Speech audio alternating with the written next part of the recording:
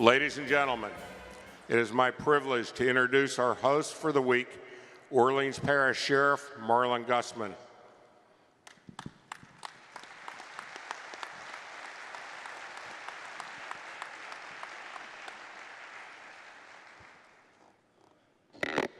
Good morning, everyone. It's my pleasure to welcome you again to the NSA conference. First, I want to thank all of my co-hosts and fellow sheriffs, St. Charles Parish, St. Bernard Parish, Plaquemines Parish, St. John Parish, Washington Parish, Jefferson Parish, St. Tammany Parish, and Lafourche Parish, along with Orleans Parish Sheriff's Office, has really worked hard to make this conference enjoyable and safe for you, and I want to give them a big hand.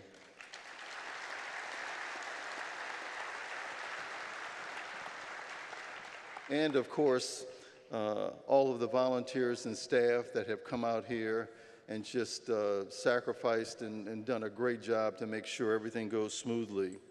Please make sure that you attend Louisiana Night tonight. I know in the program it says 6, but you can always get there a little bit early, 5:30.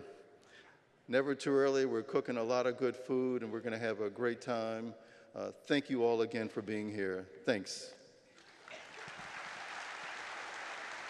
Now welcome to the stage, Dr. Elizabeth Falcon.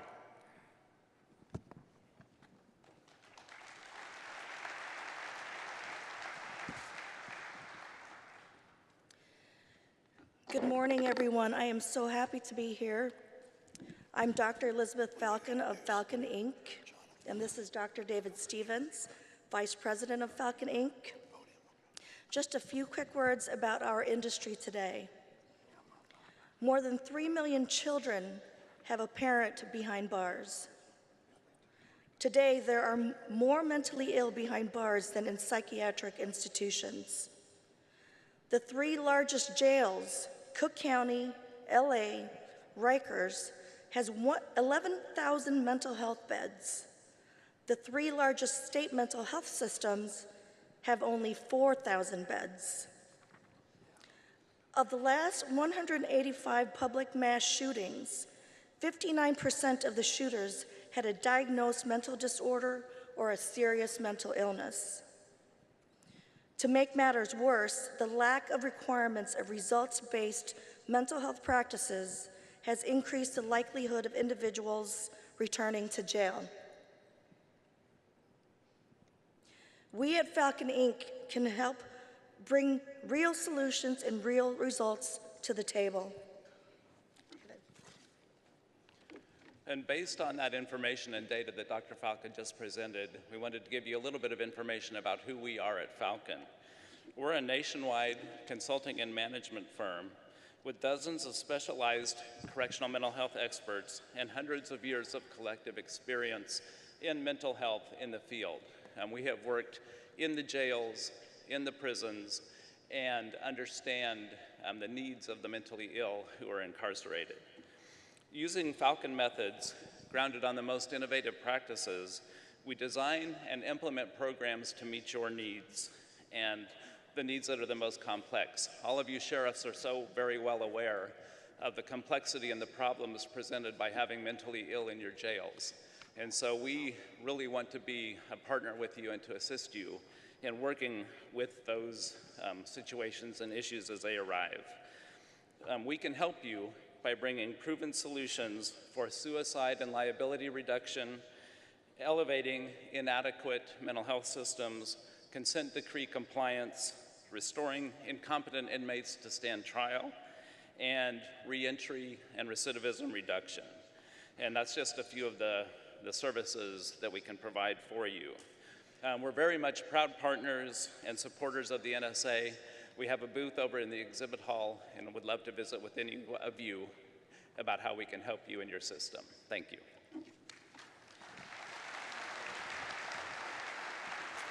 Now please welcome to the stage NSA President, Sheriff Harold Evanson, Rockwall County, Texas, and NSA Executive Director and CEO, Jonathan F. Thompson.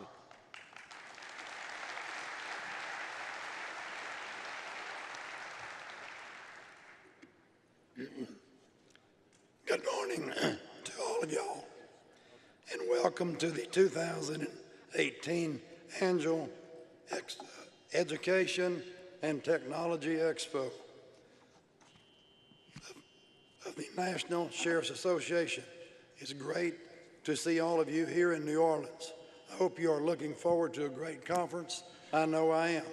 Ladies and gentlemen, the Annual Education and Technology Expo of the National Sheriff's Association will come to order. Please stand and remain standing for the presentation of the colors and the national anthem and the invocation. Honor Guard, present the colors.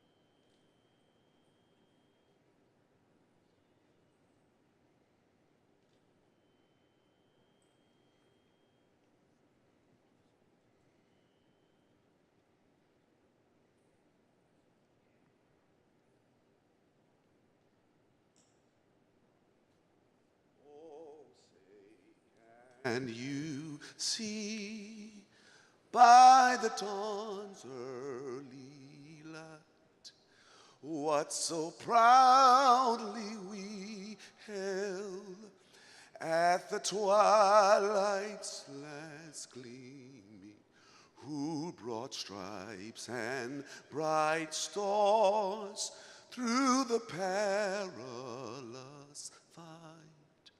All the ramparts we watch were so gallantly streamed, and the rocket's red glare, the bombs bursting in air, gave proof through the night that our flag was still there.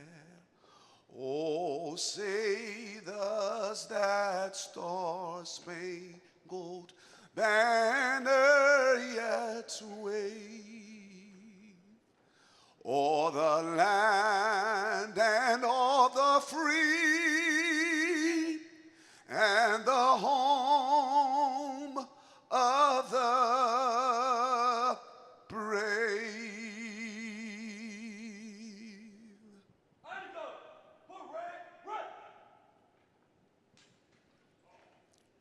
Father Tony Rigoli of Our Lady of the Guadalupe Church Shrine of St. Jude will give the invocation.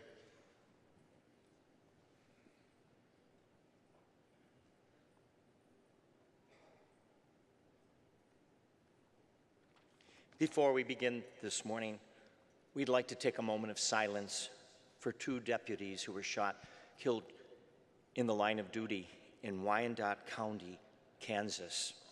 Deputy Teresa King and Deputy Patrick Rohr.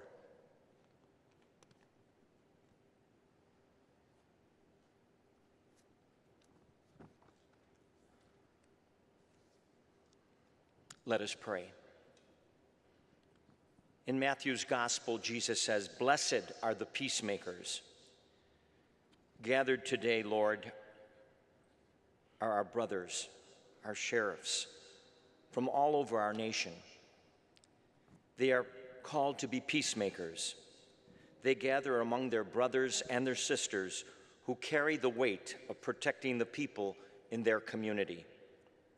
They are truly called to be instruments of peace, and this is truly a challenge for each of them. Lord, we ask that you give each of them courage. Courage to face and conquer their own fears. Courage to be able to go where others will not go. Lord, give them strength to protect others, strength of spirit to lead others. Lord, give them dedication. Dedication to do their job and to do it well. Lord, help each of them to keep their communities safe and give them concern for others to be able to trust them, and give them compassion for those who need them. And finally, Lord, through it all, be by their side. And we pray this in your name.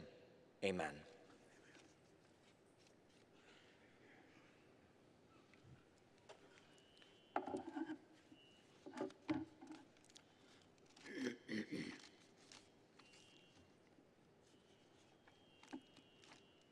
Thank you, Father Rigoli, for your prayer.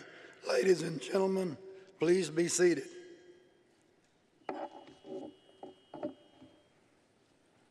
In 1792, the United States experienced the first line of death of a law enforcement officer. That officer was Deputy Sheriff Isaac Smith of New York. It is in his memory and the memory of all who have made the ultimate sacrifice that we pause to remember. At the National Law Enforcement Memorial in Washington, D.C., majestic bronze lions guard the plaza and keep an eternal vigil over the names of the more than 17,500 fallen. This morning, we do our part to keep faithful to that vigil by reflecting on the memory and celebrating the lives of those sheriffs and deputies who have been slain in the line of duty this past year. Diane Bernhardt, Executive Director, and Cheryl Schultz, National President of the Concerns of Police Survivors, will help us remember the brave who have, as Abraham Lincoln said, gave the last full measure, and they will also recognize the survivors who are here this morning.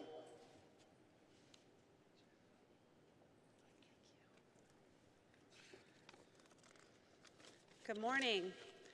On behalf of the family members and coworkers of our nation's fallen officers, I would like to thank you for once again inviting Concerns of Police Survivors, or COPS, as most of you know us, to your national conference. A special thanks to President Sheriff Harold Evanson and Executive Director Jonathan Thompson, longtime friends of COPS.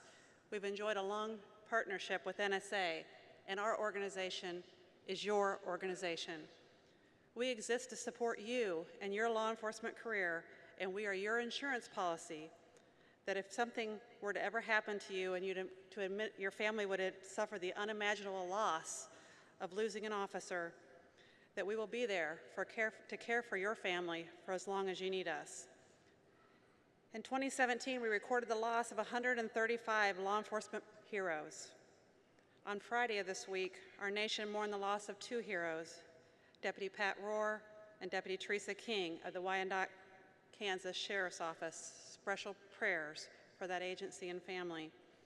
On that day, 2 more families and many more coworkers have been added to our membership. They will never pay a dime for any COPS services, as the price they have paid has already been too high. COPS has already begun our response to assist these families, and will be there for them as long as they need us, just like we are for the other 47,000 members of COPS. We are truly an organization that never wants to grow. At this time, I'd like to acknowledge those in the audience who have lost a family member in the line of duty. Please stand to be recognized.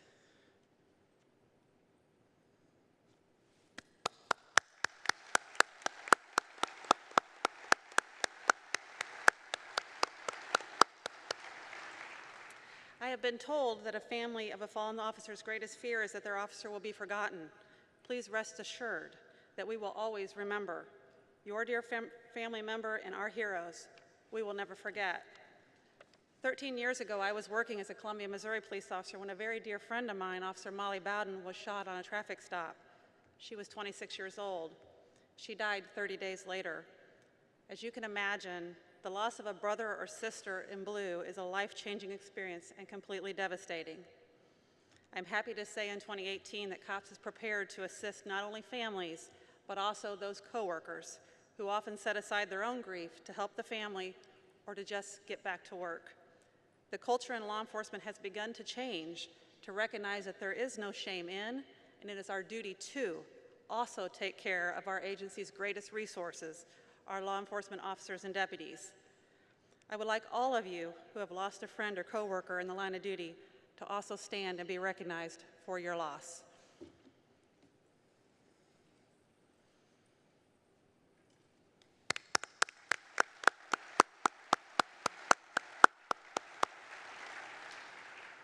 For those of you who are sheriffs in your organizations, also please recognize the need for you to also grieve and allow yourself that opportunity. I've been told that there's a lot of pressure at the top of an agency when there's a line of duty death. COPS also has resources designed just for you. Family members, coworkers, and active and retired law enforcement, please know that COPS is your organization and that we will be here for you as long as you need us. It's now my pleasure to introduce to you Mrs. Cheryl Schultz, the National President of COPS.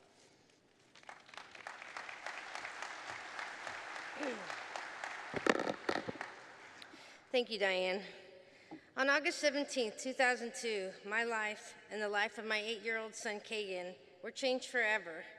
My husband, Officer Kevin Schultz, with the Pueblo of Pewaukee Tribal Police Department, noticed a young boy who was drowning in the Rio Grande River. My husband made the selfless decision to jump into the river and save the young boy, and his final act, a success. The boy survived. Unfortunately, Kevin did not. Kevin died that day, a hero. Kagan and I began our life that day without Kevin, something none of us, even though we knew the possibility was there, was expecting to happen. When we lost Kevin, we lost our direction in life, and we arrived at National Police Week that first year when he was honored, struggling to even comprehend that we were not the only ones who were handling a similar loss.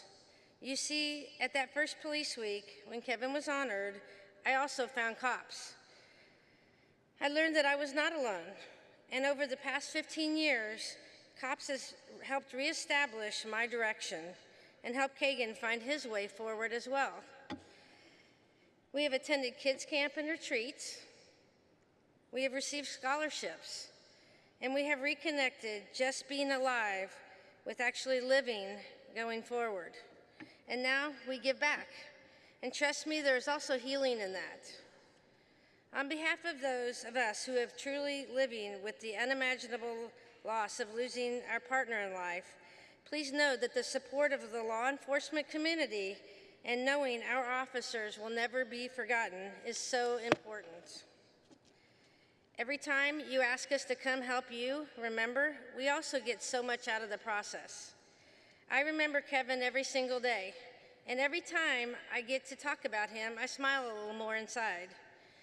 The two families from the loss of the deputies on Friday night will no doubt be overwhelmed and devastated, but at some point they too will find hope, just like Kagan and I did.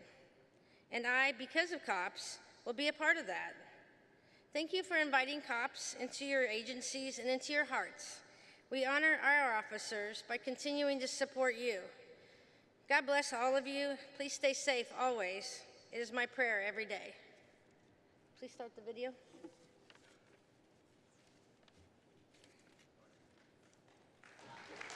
Every year, the National Sheriff's Association honors those that have fallen.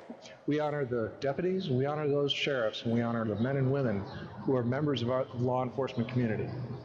Today, we want to remind them of one thing. We will never forget.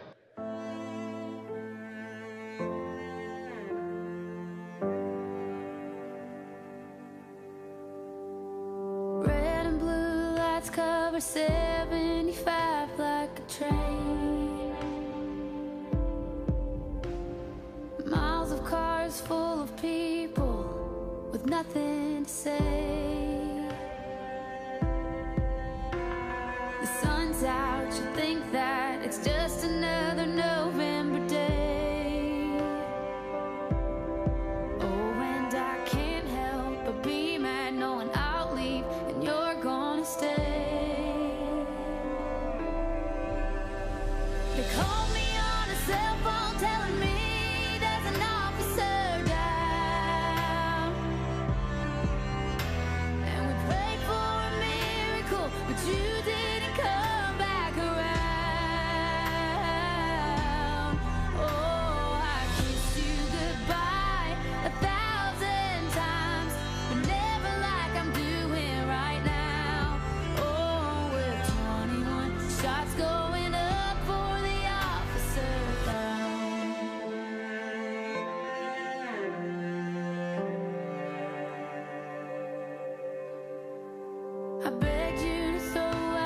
t-shirt that I sleep in now.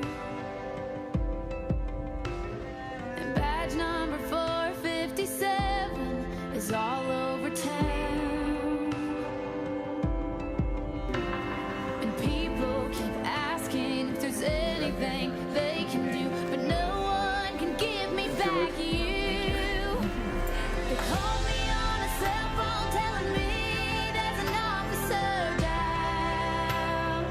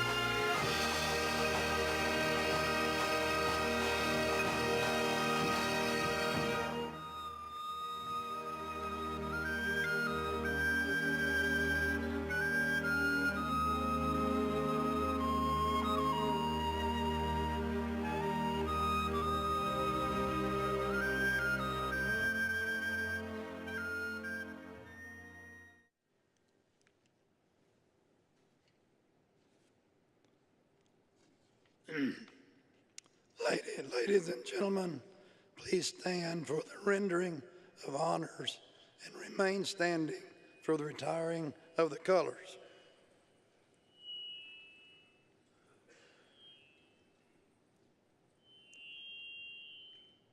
Honored.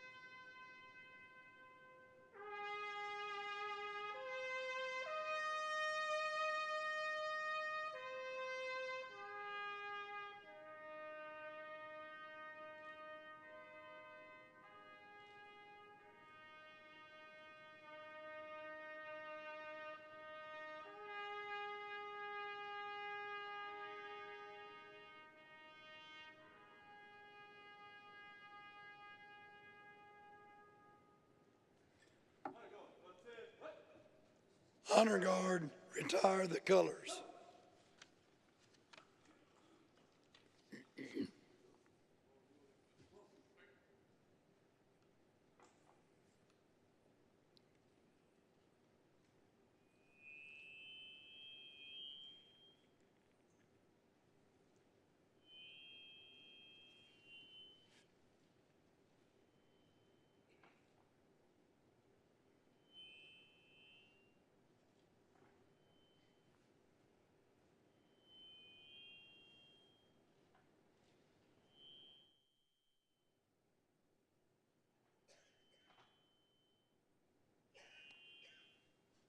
Ladies and gentlemen, please be seated. I would like to take a moment to thank the River Parish Sheriff's Honor Guard. The Honor Guard has members from the following sheriff's offices: Jefferson Parish, Lafourche Parish, Orleans Parish, Plaquemine Parish, St. Bernard Parish, St. Charles Parish, St. John Parish, St. Tammany Parish, and Washington Parish.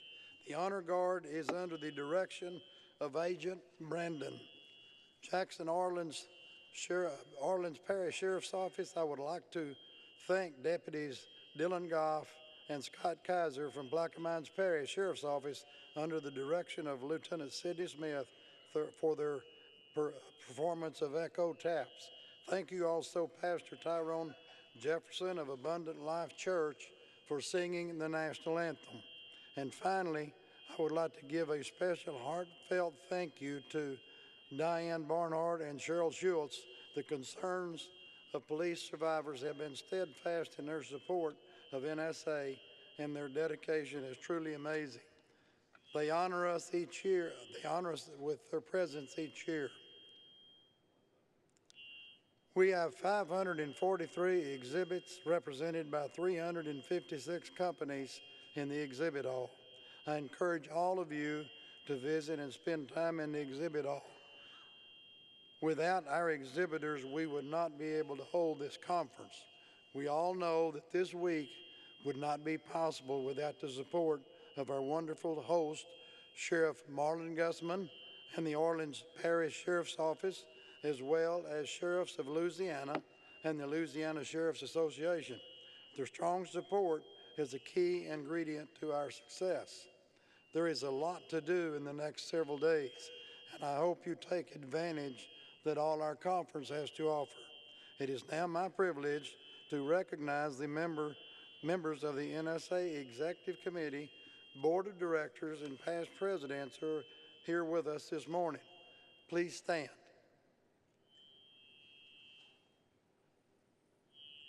And now,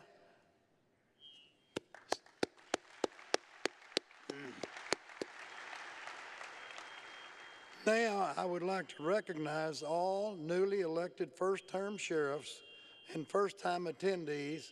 Please stand so you can be recognized. Welcome to NSA, and thank you for joining us.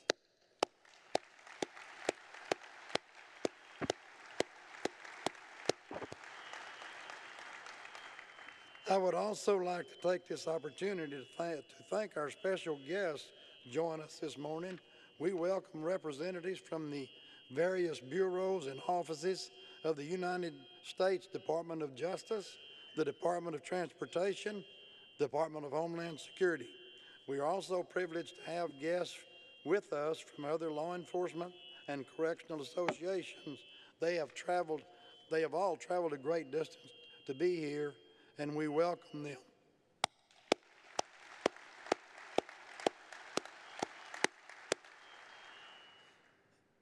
The two-week Homeland Security Leadership Academy, co-sponsored by NSA and FLETCH, provides a unique opportunity for state and local law enforcement leaders to explore current issues impacting Homeland Security and the law enforcement profession, including countering violent extremism, terrorism, cybersecurity, and human trafficking. Those students and instructors in attendance, please stand and be recognized.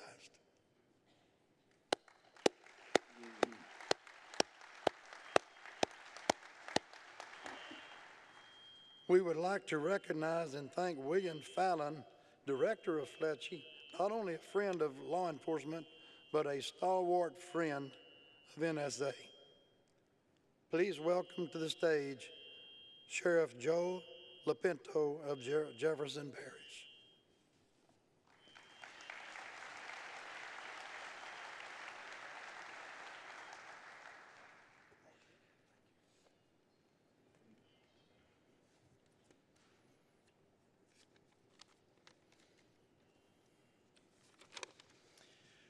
Welcome to New Orleans. I hope y'all enjoying your stay, our food, and this great conference put on by the National Sheriff's Association. I have the pleasure of introducing our speaker this morning. As we all know in this room, our law enforcement is our first line of defense in the fight between the good guys and the bad. We know that many times the only thing to stop a bad person with a gun is a good person with a gun. Our U.S. Congressman from Louisiana knows this too well. Just over a year ago, Steve Scalise was shot, along with several others, in Washington, D.C. at a practice for the annual congressional baseball game. By the grace of God, Steve, as Majority Whip, had a Secret Service detail assigned to him for his protection. These officers heroically sprung into action, eventually eliminating the threat and allowing fast medical response, saving the life of Steve and countless others who were present that day. Steve has battled over the last year to recover from his injuries, but never forgets the actions of law enforcement around this country to protect him, his family, and the people that he represents. It is my pleasure to introduce to you my Congressman, my friend, and your Majority Whip, Steve Scalise.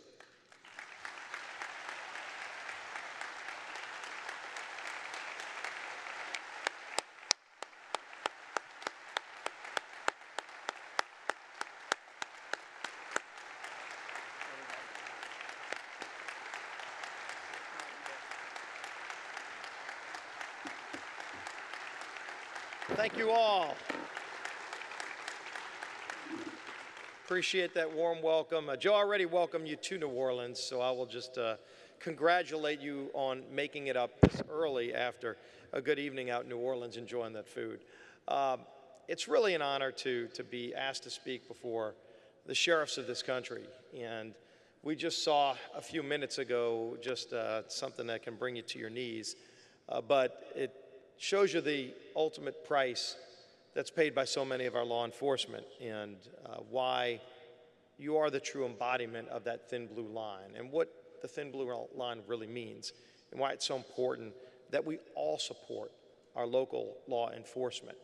I want to talk a little bit about some of the challenges that we're working on together in Washington to work with our local sheriffs, and then talk about, have the honor of introducing our Homeland Security Secretary. First of all, I know we're in the home of Marlon Gussman here in New Orleans, and Marlon and I go way back. He's right up there, does a great job here in the city of New Orleans, and has been in that role going back to my days in the state House of Representatives. And that's where I met this young upstart by the name of Joe Lapinto, who is now my sheriff in Jefferson Parish. And you know, when you meet sheriffs from all around the country, you each have a different story. Many of you came up through the ranks. Most of you have law enforcement background. But ultimately, when you put that badge on, you are the one that finally represents where the buck stops and makes sure that the work that needs to be done to protect communities is being carried out the best way. And that's not easy work. You know, one of the things that we've been dealing with a lot in Congress has been passing legislation to combat this opioid crisis that's facing our country. It's one of those issues where an individual member might hear things that are going on in their community and find loopholes and problems that need to be addressed at the federal level. But for so often they were thinking, this must be just some local issue in my community. And members started talking to other members and started bringing ideas forward to our leadership. And finally, as we were piecing it together, it was very clear. This was not some issue that affects a few local communities. This is a crisis going on throughout our country that needs to be confronted. And so we put a task force together and got to work, and I still serve on the House Energy and Commerce Committee in Congress. We've passed over 70 different bills out of our committee, and ultimately now many that have passed the House floor to finally confront this problem from every different angle where it exists.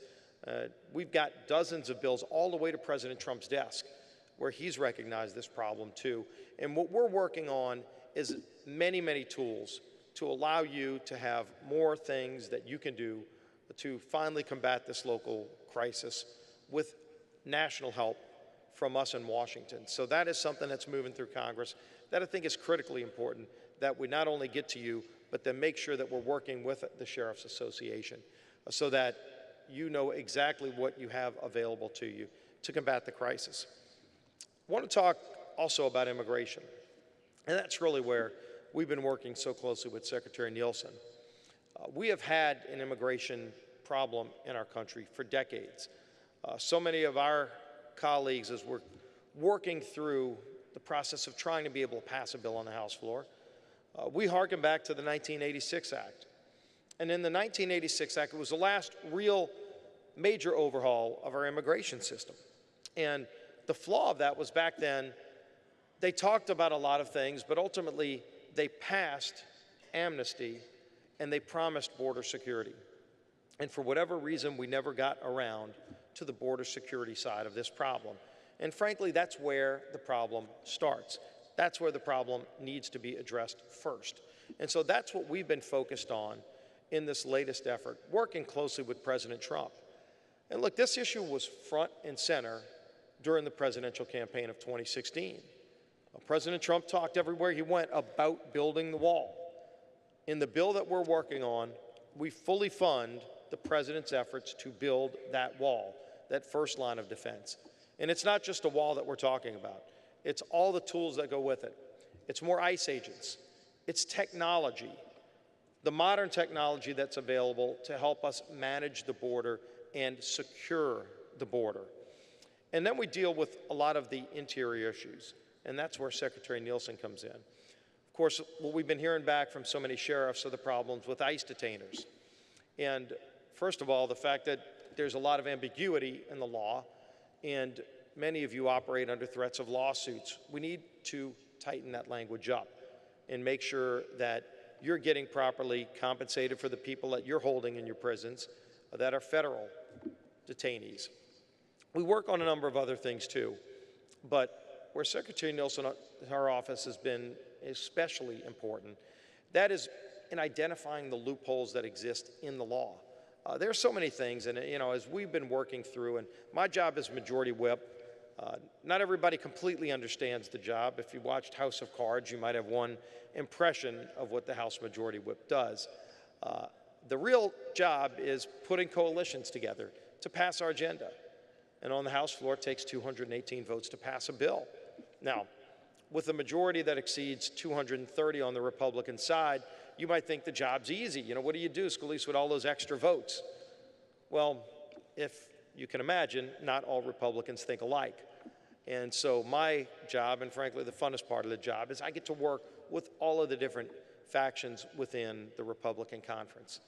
On bipartisan bills, I work with Steny Hoyer, the Democrat whip. But on a lot of the big issues that we've been dealing with, whether it's the tax reform bill that we just passed that's been unleashing historic economic opportunity and activity to finally see our economy get back on track is exciting. That was a very tough coalition to put together, but it's achieved and yielded incredibly historic success throughout our country. The repeal and replace of Obamacare. We literally passed that bill through the House with one vote to spare. One vote to spare, and as you can imagine, after months of putting that coalition together, when you've got a one-vote margin, every single change or tweak to a bill makes all the difference in the world. That bill went over to the Senate, and it failed by one vote. I think we still need to come back to a repeal and replace of Obamacare next year because healthcare problems are getting worse. Costs continue to go up, and we're seeing fewer options around the country. But putting that coalition together was one of the things that I worked on very closely. Just in the same, I've been working to put a coalition together, working with our Speaker and our Majority Leader and the rest of our leadership team to get a bill that actually addresses all of the issues that the President wants to deal with and we want to deal with. The foundation of that was the Goodlatte-McCall bill, and a lot of you gave input to that bill. I was a co-sponsor of the Goodlatte-McCall bill, worked to put that coalition together, but we just don't have the votes to pass the bill. There are some parts of that bill that some of our members can't support, dealing especially with the DACA problem. But we still want to solve this problem. So we started putting together a coalition of members representing all parts of the spectrum of our Republican conference. And we said, first of all, we've got to work with President Trump. We've got to make sure that it gives him the things that he needs to build the wall, give Secretary Nielsen the tools she needs to secure the border. Think about this now. If somebody comes to this country illegally, then once they're here, they commit a felony. Let's say they commit rape, and then they go to prison, so they serve their time. When they get out of prison after serving and committing rape, right now, depending on which country they came from, if Secretary Nielsen says, we want to send them back, this isn't somebody we want in our country. She has to, in many cases, call the country that they came from. Hey, I've got this guy, we just let him out of prison for committing rape, would you take him back? Now, you might be surprised to find out in many of those cases, they say, no thanks, we're okay, we don't want him back. And after a short period of time, she's got to let him back out on the streets, just to roam around our country illegally after committing a major felony. Those are the kind of loopholes that need to be closed, and in fact, in the legislation we were working on, will get closed so that the Secretary finally has the tools that she needs to do the job in the way that she wants to do to secure this great nation. And so we're going to continue working to get that done. In fact, we may have a visit by the President tomorrow in our conference back up in Washington to work through these final details and ultimately to have a bill that he can support and that we can get 218 votes to pass through the House. So that's where we've been spending the most time and most of our focus in these last few weeks up in Washington. Before I introduce Secretary Nielsen, I just wanted to share something personal with you, because when we saw that video of officers that have fallen over the last year, I always had a great respect for the work that our men and women in uniform do, and the men and women especially that serve our local communities in law enforcement. In the last few years, it's been tough. It's been tough for sheriffs. It's been tough for deputies, because if there's an incident, whether the deputy did everything by the book or maybe the deputy did something wrong, usually that's what makes the national news. And for far too long these last few years, we've seen media portray our law enforcement in a negative light. And God help if even somebody did everything by the book and there's an uprising and your law enforcement officers are targeted. Well, I was targeted a year ago last week, and it was a deranged gunman shows up at a baseball practice and decides he wants to kill a bunch of Republicans. And we've seen so many of these tragedies, school shootings, church shootings, all across this country, we've seen these tragedies. And this tragedy would have been no different. You know, you'd still be talking about 14, 15 members of Congress executed. Except that didn't happen. And it didn't happen because we had men and women in law enforcement that were there that day to counter the shooter. I'm here today because of the brave, heroic actions of the United States Capitol Police and the local Virginia police who came to my rescue and the rescue of all of my colleagues to confront a shooter who had a semi-automatic weapon, a rifle with unlimited ammunition, and a handgun. They were heavily outgunned, but they take their mission seriously. They take that call to service seriously. And they went at the shooter. They were shot at themselves, and in the case of my two Capitol Police deputies who were protecting me that day, they both got shot in the shootout. And they continued to go after the shooter until, thank God, they took him down. And so what could have easily been yet one more of those tragedies. It wasn't a day we celebrate, but every person that went out there on that field that day lived except the shooter because of the men and women in law enforcement. So I can't thank you all enough for the sacrifices that you make every day, the stories that you don't hear enough of. Because if you want to really hear and read a story of heroism and how law enforcement does the job every day that doesn't get told, the bad story is going to get told all the time, and it'll be the lead story. But when your men and women suit up and put on that badge and they go out there and they protect a community from something bad, rarely do you really hear that story. Go read the police report from the Arlington, Virginia law enforcement. They had point that day. And the police report details everything that happened. And you could not have a better description of how men and women in law enforcement did their jobs heroically above all odds to save the people that they were tasked to protect that day. And so when you're dealing with tough days and your officers are coming back from maybe some tough scuffles in the community, go and show them that report to show them what is great about law enforcement, what we ought to celebrate every day about law enforcement. And thank goodness the men and women that protected me that day get to tell that story and have been recognized all the way from the president on down for their heroism that they displayed for all of us to see and to show all of us what's great about law enforcement. So thank you for what you do. Now, if I can, I am honored to introduce the Secretary of Homeland Security.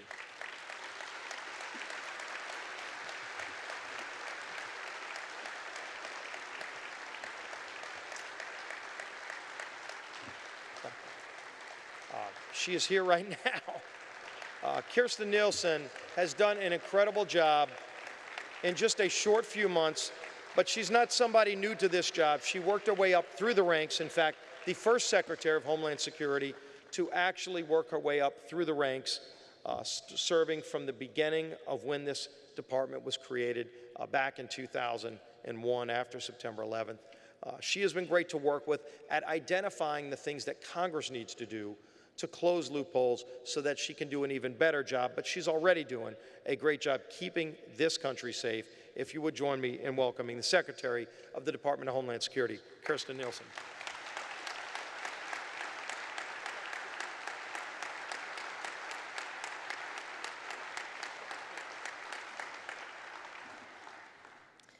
Well, good morning. Thank you always to our good friend and advocate, Congressman Scalise. We are so thankful for his leadership and for his continued support, not only of all of you, but of the Department of Homeland Security. It's such an honor to join you here today. I'm also happy to be joined by some of my DHS leadership team. I believe we have Matt Albans, the Director of ERO, Border Sector Chief Karish, and FLETC Deputy Director Fallon in the audience, and I'll talk a bit more about our leaders who are here from our Public and Engagement Office in a bit. I'd like to thank Sheriff Evanson for his leadership of the association this past year, and also to congratulate Sheriff Layton on his new position as incoming president. I had the honor of meeting Sheriff Layton as well as Sheriff Daniels and others last month on a trip to Arizona, where I heard directly from you, from the sheriffs, and from other law enforcement on the challenges of working along the border. On behalf of DHS, I look forward to our continued partnership with the NSA, our nation's sheriffs, and your executive director, Jonathan Thompson. Jonathan is a good friend to the department. He's no stranger to us. He is a great advocate for you and a great partner to the Department of Homeland Security. Thank you for inviting me to speak here today. So as sheriffs, I'm going to tell you something you already know. You are a vital part of our Homeland Security team. You truly are on the front lines. And so it's a privilege to be here today to have an opportunity to thank you for the commendable, often dangerous job you do every day. Sadly, as was just mentioned earlier, we were reminded of that danger with the loss of 2 members of the Sheriff family last week. Deputy Sheriff Teresa King and Deputy Sheriff Patrick Roher, as you know, were killed in the line of duty. And I join all of you in mourning the loss of these dedicated officers. I also want you to know that my thoughts and prayers are with the law enforcement community always.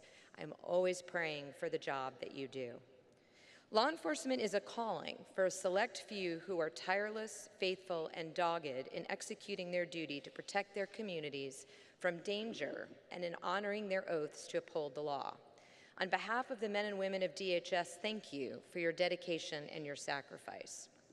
Please know that DHS is your partner and will be by your side as we protect our borders, enforce our immigration laws, and defend our communities. As many of you know, DHS is the largest law enforcement agency in the country.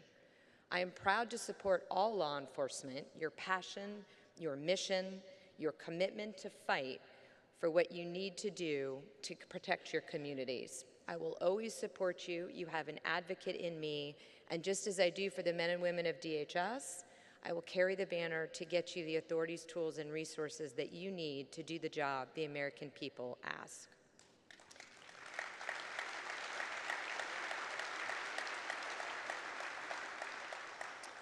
So on that point, to a select few in the media, Congress, and the advocacy community, I'd like to start with a message for you.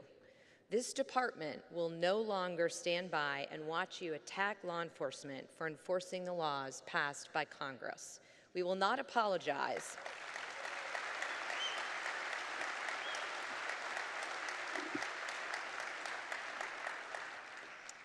We will not apologize for the job we do or for the job law enforcement does for doing the job that the American people expect us to do.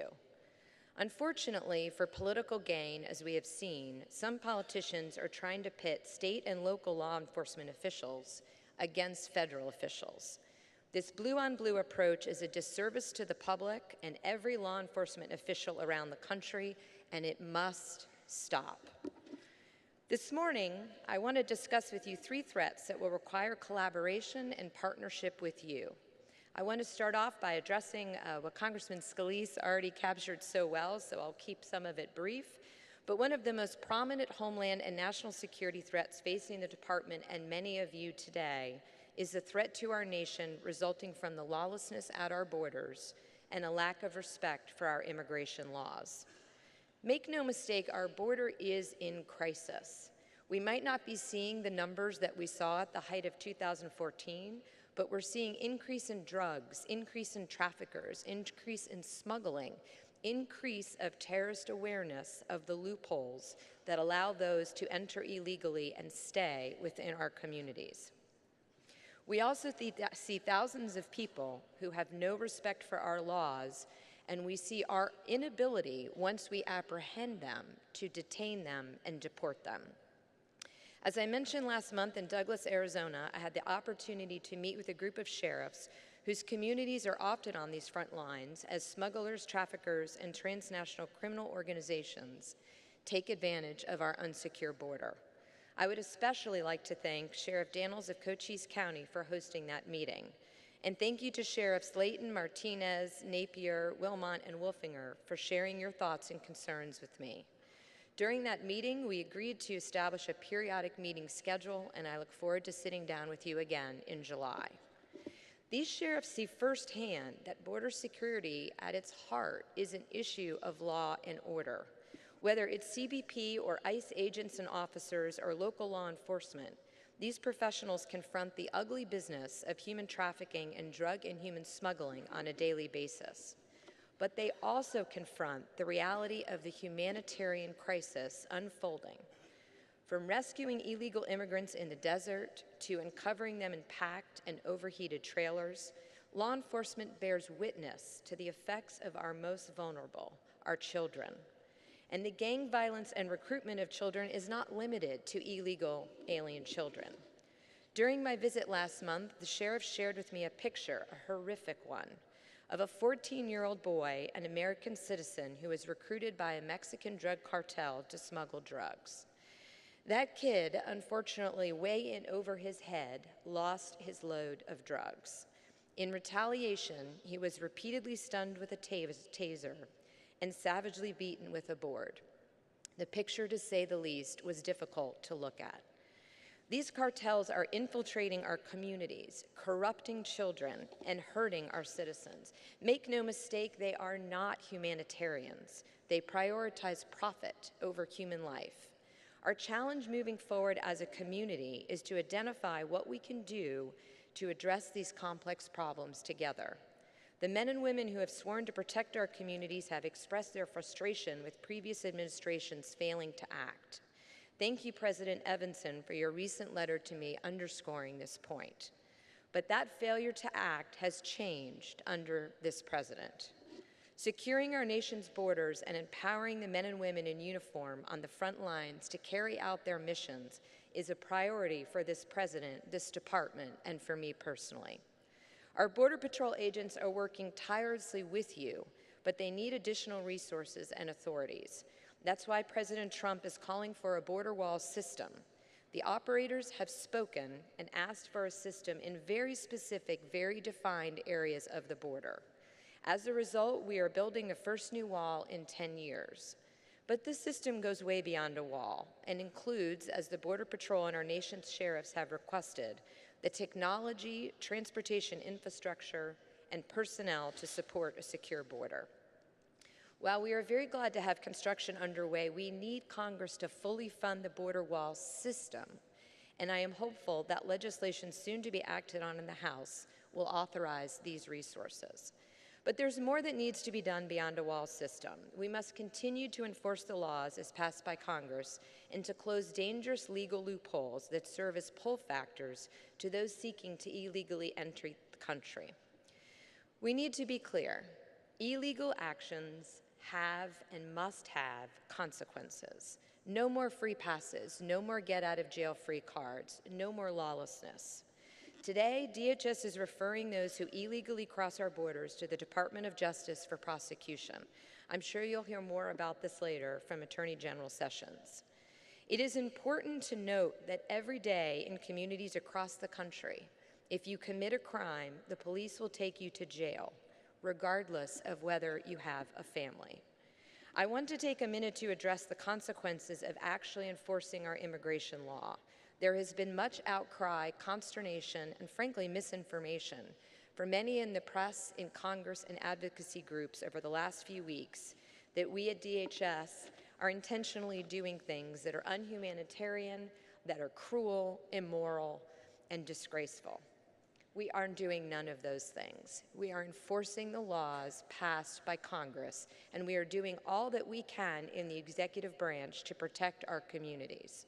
It is now time that Congress asks to fix our broken immigration system.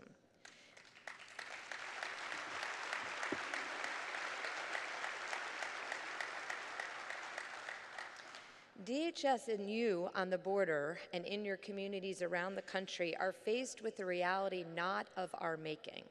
We cannot detain children with their parents, so we must either release both the parents and the children. This is the historic get-out-of-jail-free practice of the previous administration, or the adult and the minor will be separated as a result of prosecuting the adult. Those are the only two options. Surely it is the beginning of the unraveling of democracy when the body who makes the laws, rather than changing them, asks the body who enforces the laws not to enforce the laws. That cannot be the answer.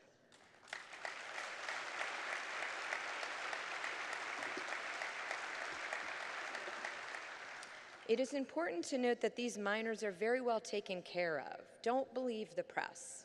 They are very well taken care of. You know this, as many of you have detention facilities of your own. We operate according to some of the highest standards in the country. We provide food, medical, education, and all needs that the child requests. Let's be honest, there are some who would like us to look the other way when dealing with families at the border and not enforce the law passed by Congress, including, unfortunately, some members of Congress. Past administrations may have done so, but we will not. We do not have the luxury of pretending that all individuals coming to this country as a family unit are in fact a family.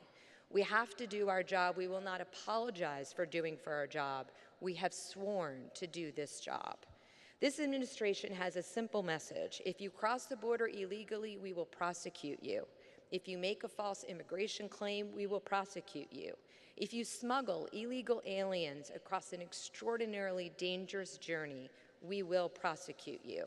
But I have also made clear you do not need to break the law of this country by entering illegally to claim asylum.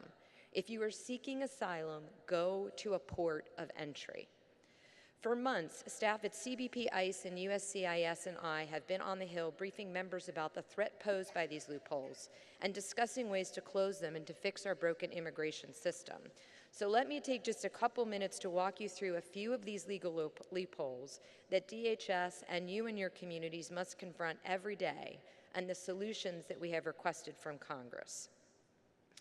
First, under existing law, certain unaccompanied alien children from Mexico and Canada who enter illegally and have no valid claim to stay can be quickly returned home, but unaccompanied children from every other country in the world must be transferred to the Department of Health and Human Services within 72 hours and then released to parents or guardians within the United States. This is a significant pull factor that encourages these children to make the dangerous journey north. And it also belies the fairness of the system. We should be treating those from countries the same. Why is our system built on treating people from Mexico and Canada different than any other country coming to the United States for various reasons? Additionally, when a child is apprehended with their parents, DHS is required, due to various court rulings, to release the child within 20 days. As I mentioned earlier, this get-out-of-jail-free card for families and groups who pose at families has spread. The word of this has spread. The smugglers and traffickers know these loopholes better than our members of Congress. I am sad to say that from October 2017 to this February, we have seen a staggering 315% increase in illegal aliens fraudulently using children to pose as family units to gain entry into this country. This must stop. All this does is put the children at risk. To address these issues, we've asked Congress to change the law to allow for the expeditious return of unaccompanied alien children, regardless of their country of origin. We are also asking Congress to allow us to keep families together while they are detained. These fixes would go a long way toward discouraging families from sending children on the harrowing journey to the U.S., resulting in fewer children in the hands of gangs such as MS-13 and more adults facing the consequences of their actions. Second, our system for asylum is broken. We are a compassionate country that has taken in millions of refugees and granted asylum to hundreds of thousands over the last few decades or assisted them near their home countries.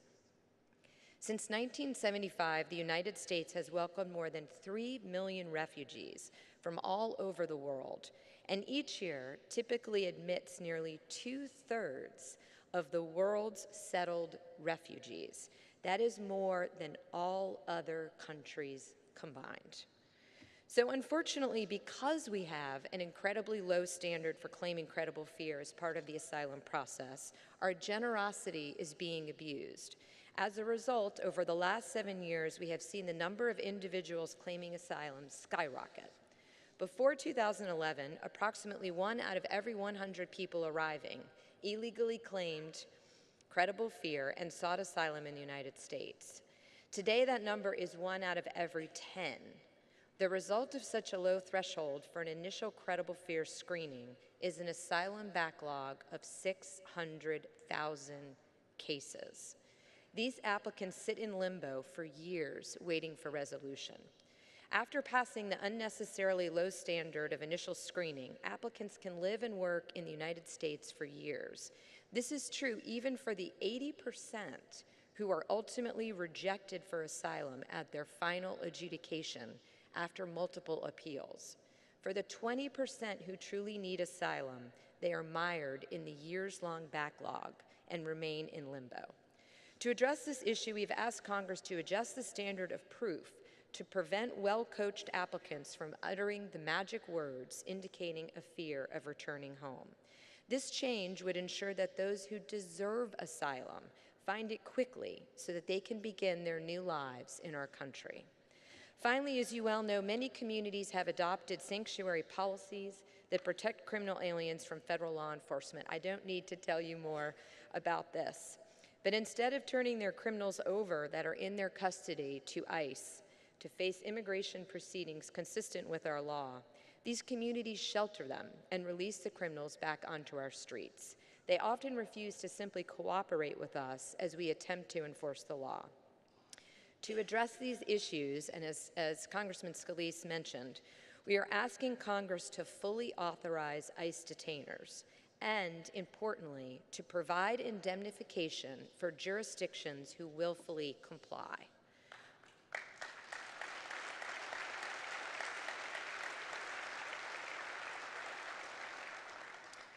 Removing criminal aliens in controlled environments such as jails protects the men and women of ICE, your men and women within your facilities, as well as the local communities who otherwise are put at the mercy of those being released into the communities. I would encourage you all to reach out to members. Ensure your voices are heard.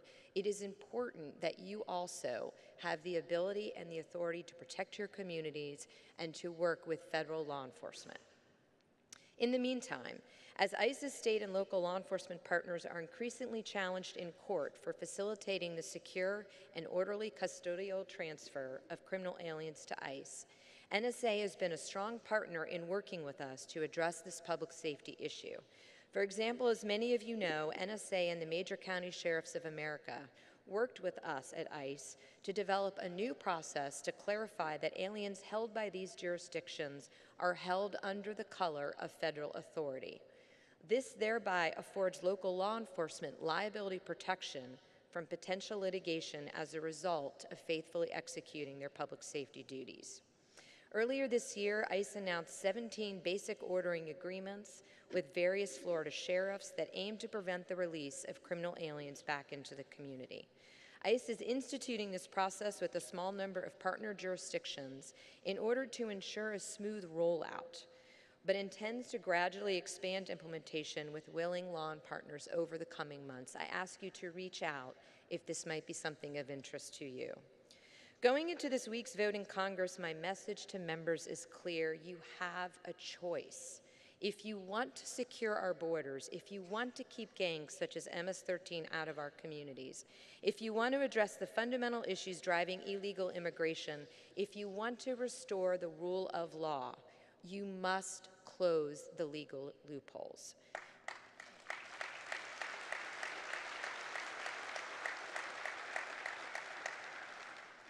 However, if you want to support a broken immigration system that harms the interest of Americans and our security, that rewards those who thumb their noses at our laws, and who puts families and children needlessly at risk, then don't vote to fix the problem.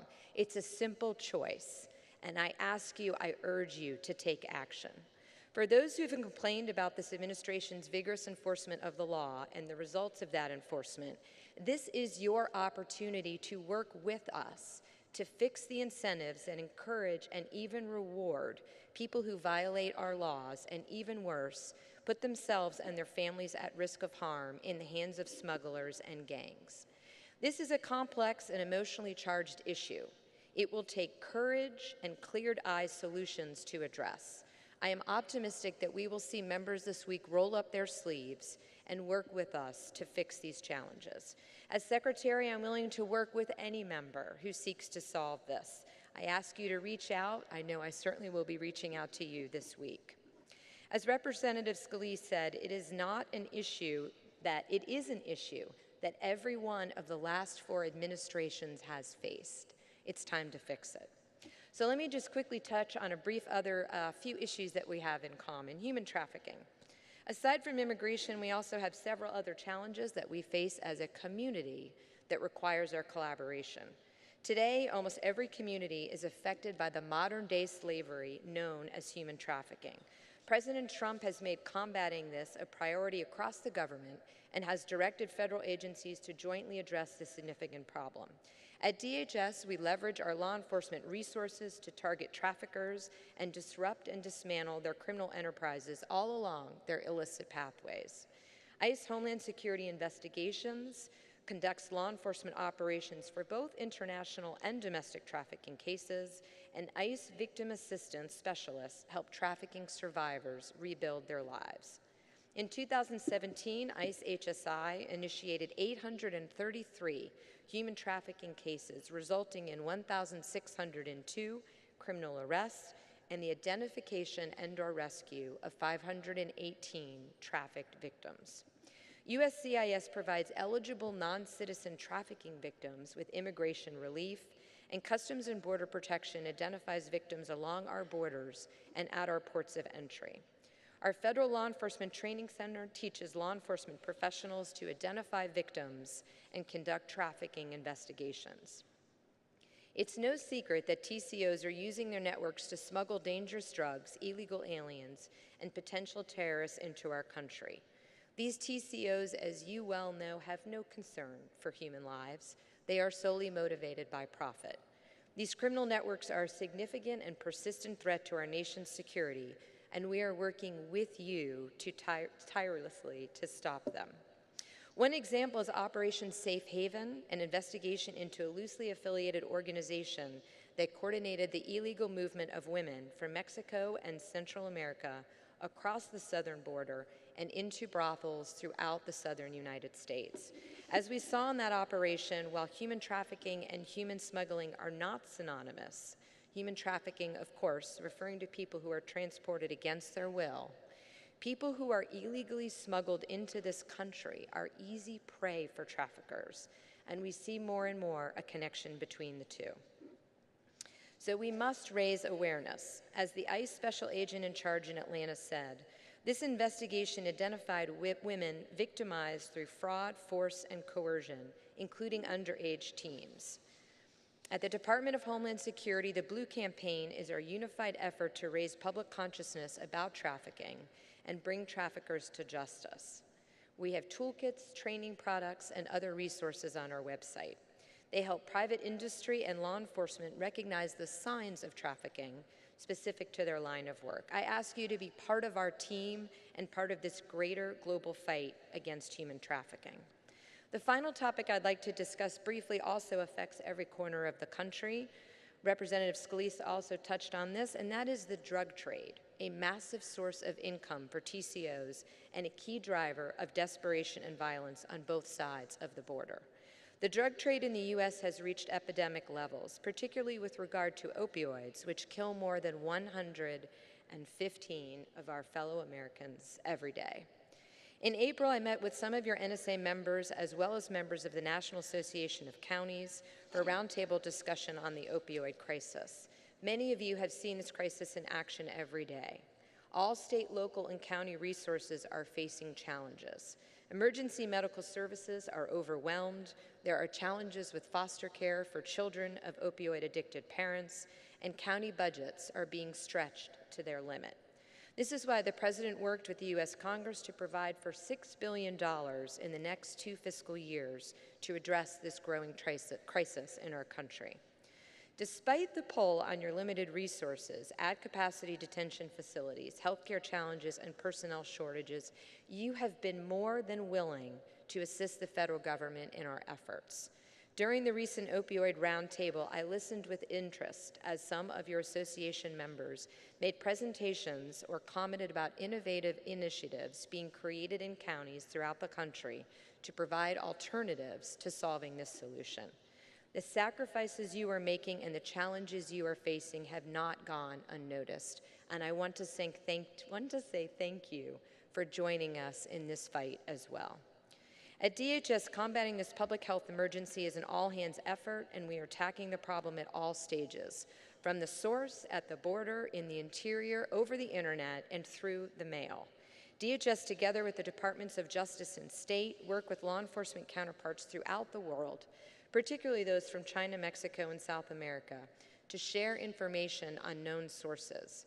These efforts are also forward-looking. We are monitoring how the crisis continues to evolve. We'd like to share those trends with you so that you can plan and be prepared. But that is only one part of our approach. We are equally focused on stopping opioids and other drugs crossing our borders, and CBP plays a critical role in the department's counter-narcotics efforts. Last year, CBP seized millions of pounds of drugs, and illustrating the violence and corruption inherent in trafficking and smuggling, millions of dollars and thousands of firearms. Our efforts are not limited to our land borders, of course, and the Coast Guard plays a vital role as well, seizing a record 223 metric tons of cocaine with a street value of $7.2 billion, and handed more than 600 suspected drug smugglers over to the Department of Justice for prosecution. In the interior of our country, HSI investigates opioid smuggling domestically through Border Enforcement Security Task Force. HSI currently operates 62 BESTs in locations throughout the United States, and through these, we leverage your help. There's over 1,000 federal, state, local, and foreign law enforcement agents and officers representing over 100 agencies that work together to target opioid smuggling. For those of you who have joined our task forces, we thank you, and we ask others to consider joining as well. We also perform an essential role in detecting, investigating, and preventing the sale and distribution of opioids through the internet. Representative Scalise mentioned additional authorities that we seek. I'd like to thank his leadership and others in the House for working on the STOP Act, which is the Synthetics Trafficking and Overdose Prevention Act, to give DHS more information to prevent the entry of these drugs through our mail. I cannot overstate this. We cannot win this fight alone. The sheer magnitude of the opioid epidemic requires us to expand and strengthen our existing partnerships throughout the world, throughout our nation, and of course with you, our sheriffs. So allow me to end with a call for continued partnership. You are on the front lines of all of these fights. You are our eyes and our ears. You know your communities and their needs. And whether it's TCOs, illegal migration flows, human trafficking, or opioids, we cannot address these challenges without your input. We need your experience, your expertise, and your insights. And today, I ask you to consider the many ways we can strengthen our partnership. I invite you to join one of our many task forces to take the training DHS offers or to share trends and patterns through suspicious activity reporting and the National Network of Fusion Centers. During my recent visit with border sheriffs that I mentioned earlier, I suggested one approach that I'd like to mention today, which is to formalize the solicitation of your ideas by forming a working group to the Homeland Security Advisory Council. The Council is designed to tackle tough issues in the Homeland Security enterprise and to provide me as Secretary with practical solutions. I'd like to ask you to consider this as a mechanism, and I look forward to working with your leadership to make this possible. By partnering together, we will not only realize important advancements in the safety and security of the nation, we will build resilience in our communities. And most of all, I ask you to let us know what more you need from us. With me here today from our Office of Partnership and Engagement's Office of State and Local Law Enforcement, our Assistant Secretary for Partnership and Engagement, John Hill, and Deputy Assistant Secretary, Brian Doro. Seek them out. Tell them what more we can do to support your efforts. I am also excited to announce today that I will soon be appointing Scott Erickson as my law enforcement advisor. Many of you know Scott. He works today in our Office of Partnership Engagement and is also here with us today.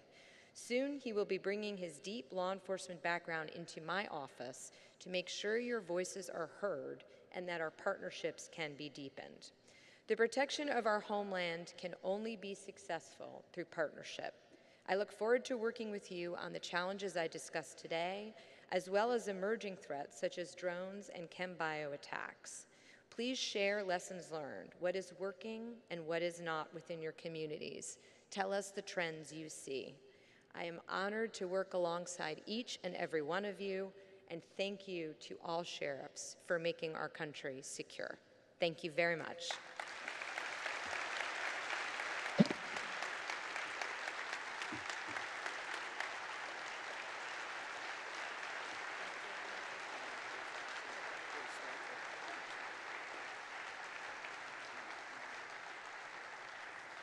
Madam Secretary, Mr. Scalise, it's a very small token, but on behalf of the nation's sheriffs, law enforcement, our president, the board of directors, please accept these. They're very humbled.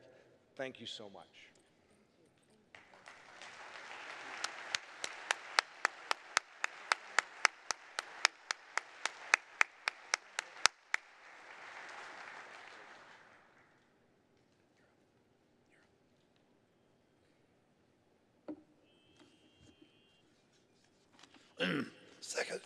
Secretary Nielsen and Representative Scalise, thank you for joining us this morning. We truly enjoyed your comments. We know that you and Majority Whip Scalise have to return to Washington, D.C. to deal with immigration issues. We appreciate you joining us today. Please accept those badges and challenge coins and pins that we just presented you as a token of our appreciation.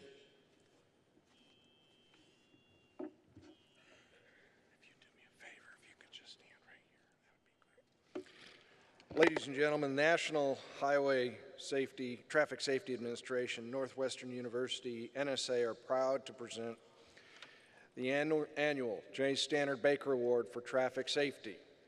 NSA's Traffic Safety Committee, retired Sheriff John Wetzel and John Marshall, Director of the Office of Safety Programs for the National Highway Safety Administration, are here with us at the podium.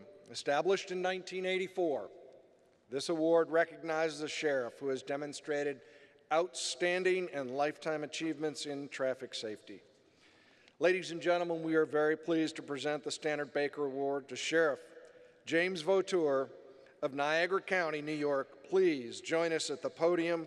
Ladies and gentlemen, your Stannard Baker Award winner.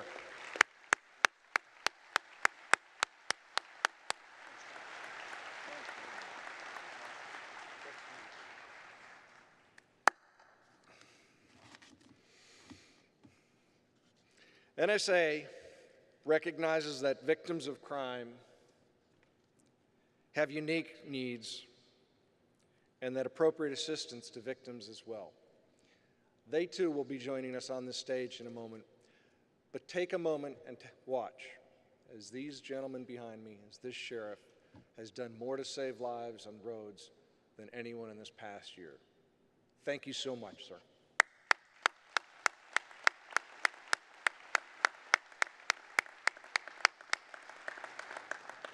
Say a word real quick? Real quick?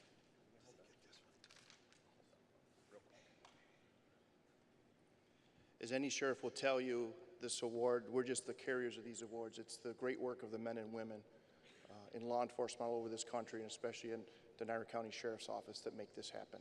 Thank you very much, and please drive safe.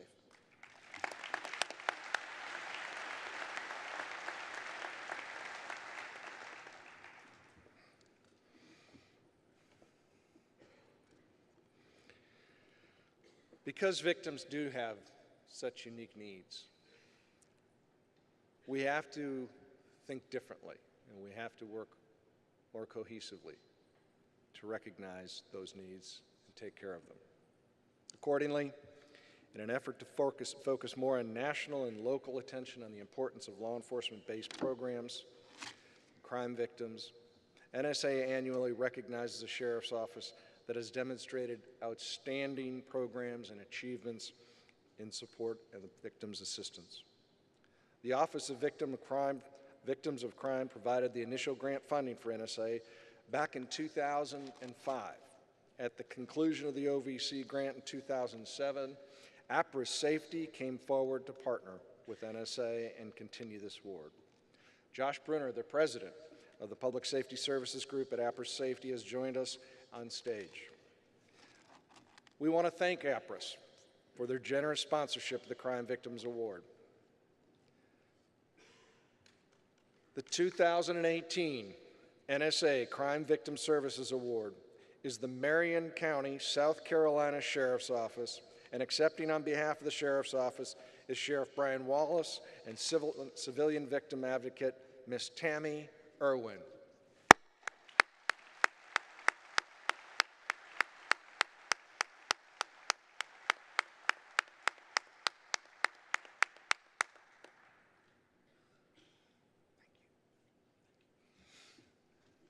Our next presentation this morning is the President's Award. It's given to an individual or individuals in recognition of their contributions to and support of the National Sheriff's Association. The NSA president, during his year in office, has found a person with unique vision and the ability to act. Sir, you found an amazing man. He contributed more to the help to solve the detainer problem than anyone through his hundreds of hours, personal involvement, coming to Washington time after time again at his own expense and that of his agency. Without his diligence, without his perseverance, without his stick-to-itiveness, we wouldn't have gotten to the solution that we did. On behalf of the President, Sheriff Bob Gautieri of Pinellas County, Florida, who couldn't be with us today, has received the President's Award. Ladies and gentlemen, please recognize Sheriff Robert Gautieri of Pinellas County, Florida.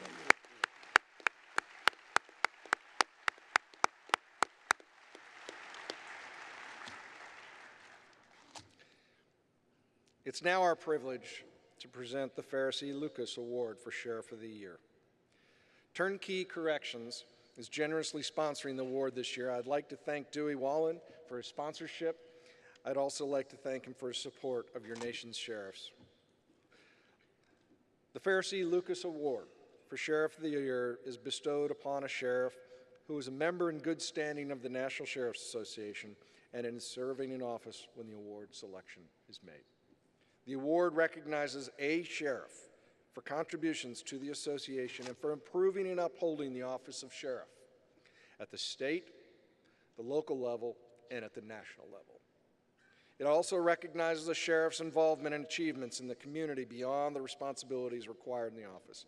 The award is given in memory of Ferris E. Lucas, president of the National Sheriff's Association from 1944 to 1946 and executive director of the association from 1964 to 1982.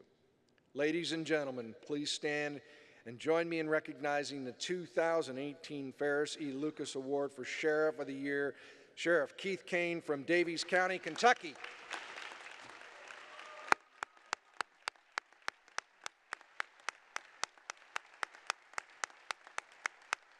A little bit of an award down there for you.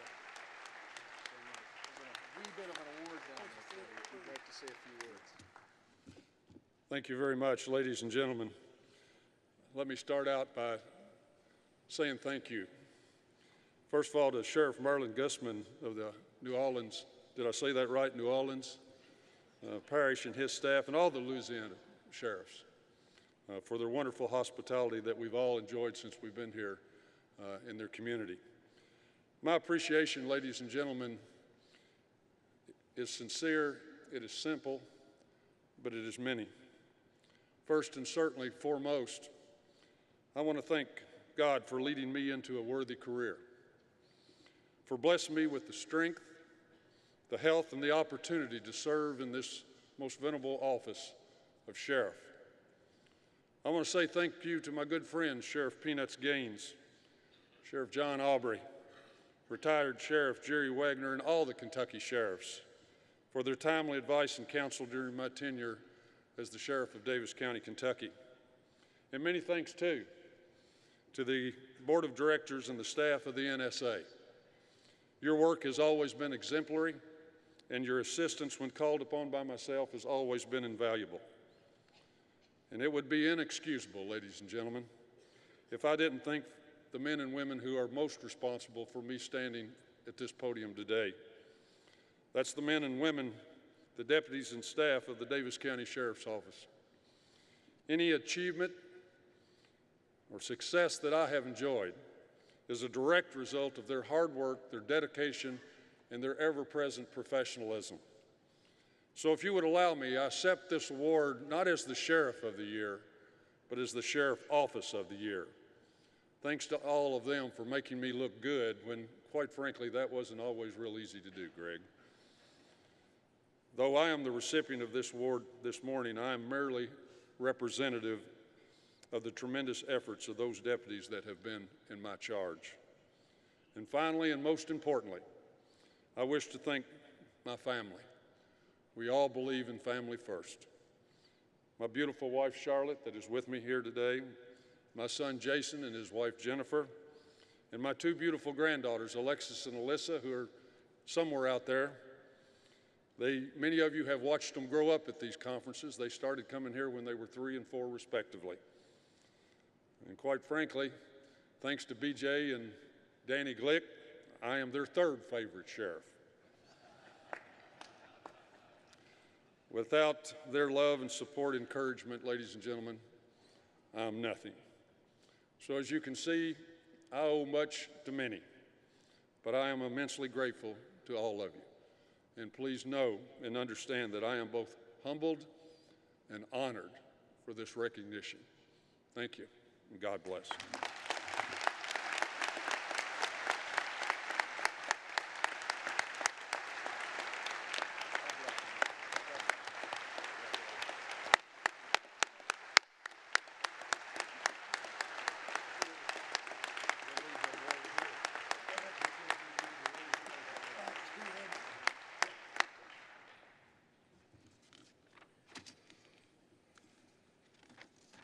In 1984, NSA established the Deputy Sheriff of the Year Award. In 2004, the award was named the Charles Bud Meeks Award in memory of NSA's longtime executive director, Bud Meeks. This award now recognizes deputy sheriffs for outstanding performance in all aspects of their duties. One for merit, and one for valor. Motorola, which is generously sponsoring the Bud Meeks Deputy Sheriff of the Year Award for merit and valor. They have done so again this year. We thank them for their generous sponsorship and support of our nation's sheriffs. Joining us on stage today, a friend, Tracy Kimbo, who's the Director of Government Marketing for Motorola Solutions. Sheriffs, deputies, please join me in acknowledging 2018 Deputy Sheriff of the Year for merit, Corporate David McDougall from Harford County, Maryland.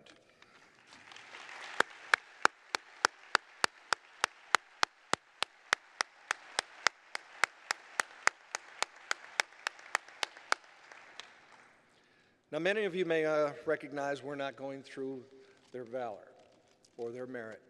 Please, I urge you to look at your programs. The details are startling and enormously beneficial for all. You want to say something briefly? Do you want to say a word? All right.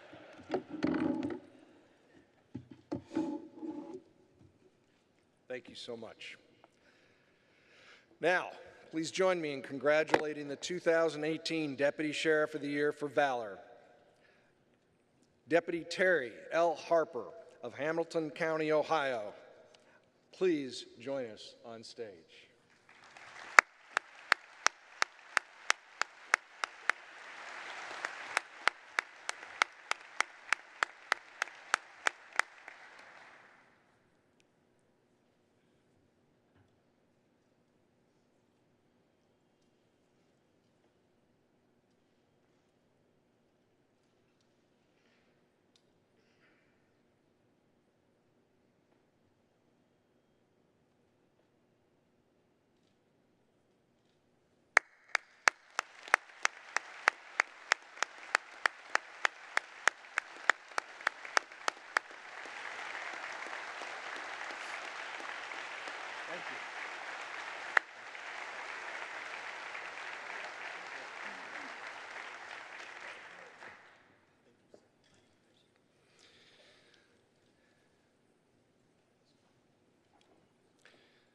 This year, we have a very special and honored guest who has very graciously offered to help us present Sheriff Evanson and others with the presentation of the Lifetime Achievement Award. It gives me an enormous great pleasure to welcome to you the stage the 84th Attorney General of the United States, the Honorable Jeff Sessions.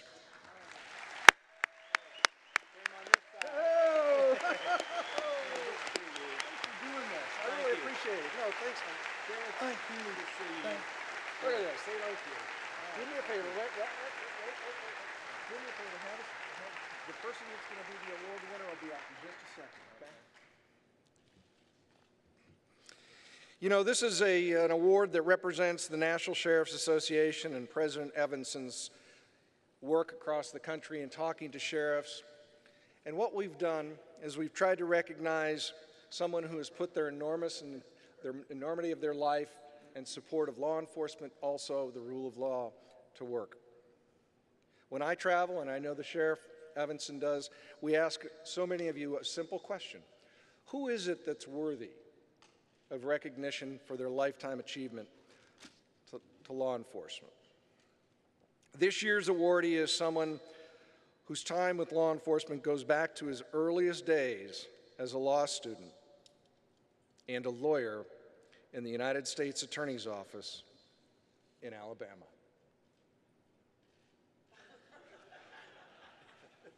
As a young Assistant Attorney General, his cases were the highest of profile and resulted in convictions and remedies far beyond their stated importance. He has served as the U.S. Attorney for the Southern District of Alabama.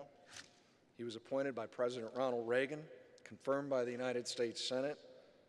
In 1996, he ran for and was elected to the United States Senate, where he was served with distinction until being appointed by the Attorney General of the United States of America. He was also the Attorney General for the state of Alabama.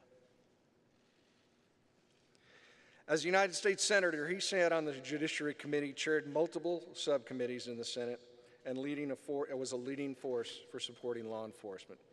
Whether for manpower, financial resources, or laws to protect law enforcement and enhance our crime-fighting capabilities, then Senator Sessions stood not just with us, but for us. As you know, in 2017, President Donald Trump nominated Jeff Sessions to be the 84th Attorney General of the United States. He took office on February 9th. His accomplishments as Attorney General just demonstrate 1 year of his life of commitment to this organization, but more importantly, law enforcement across the country. He's backed the Blue Initiative. He's restored asset forfeiture and adoption sharing. He's directed federal resources at the most significant violent offenders.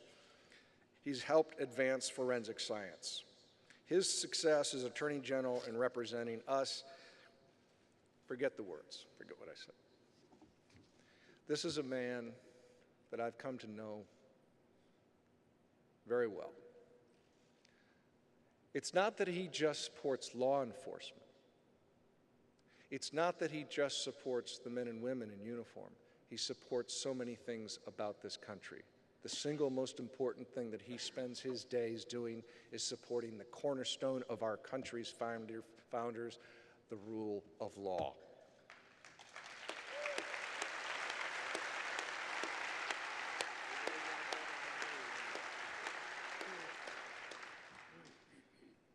General, there are a few that might think you're not doing as great a job as we do. We think you're doing a damn good job.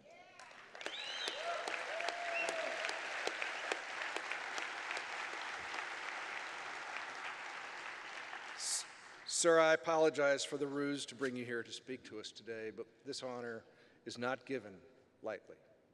It is given only occasionally and only when someone is recognized as committing their life to the nation, protecting the victims, those in uniform, and that rule of law. You've become a phenomenal friend to us, and you become a supporter of all that's good about this country. Do we always agree? No. But you always listen, you always respond, and you always remember. Ladies and gentlemen, it gives me an enormous pleasure to present to the 84th Attorney General of the United States, a friend, former Senator, former Attorney General of Alabama, former Assistant U.S. Attorney. Ladies and gentlemen, the Lifetime Achievement Award from the National Sheriff's Association goes to Jeff Sessions. Please.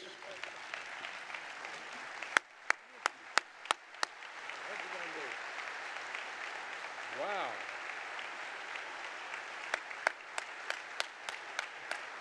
Thank you. That is fabulous. Thank you. Thank you. Wow. Thank you all. It's so good to be back with you. And Jonathan, thank you and for your friendship and leadership to this association. You're really one of the best leaders in Washington, D.C. There's no doubt about it. And I appreciate you and your friendship and the ability we've had to be on the same page about so many of the issues that are important. He'll speak up, too, when he's in high levels and high councils in Washington. And Sheriff Evanson, thank you for your leadership. It's so good to see you again. Thank you for your more than 30 years of law enforcement service to the people of Texas, as well as your partnership with the Department of Justice. I'd also like to mention Sheriff Walter Thierry from Florida. He's one of Florida's sheriffs who worked out an agreement with ICE to help us deport criminal aliens out of the Sunshine State. We think we've come up with a way, I know Secretary Nielsen does, to do this in a way that avoid lawsuits against the department. To me, my goal is fundamentally to be worthy of the office of the Attorney General. I can remember not being too far away in Mobile, Alabama, hardly ever seeing an Attorney General, thinking they were way off in the sky somewhere, and I was just a flunky with an office of less than 10 Assistant United States Attorneys. But I revered the work of the Department of Justice. I love the Department of Justice. For some reason, I've had a perverse, maybe you would say, interest in law enforcement, how to make it work better. I've tried a lot of cases myself, worked closely with state and local officers, sat by them in trial, some tough trials, and we've been at it together. And so I like to say, we know whose side we're on in this Department of Justice. We're on your side. And our goal is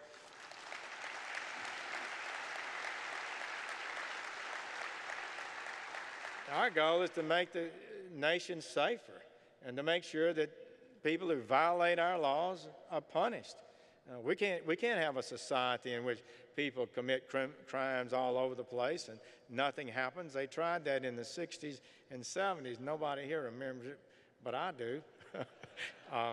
And I saw the mistakes that we made, and I saw the great changes that occurred when President Reagan got elected and state and local governments changed, and so that's important. This award is a great honor for me. It's something that I will value. And I also am not going to forget and also deeply value the support that y'all have given to me personally. Thank you so much for that.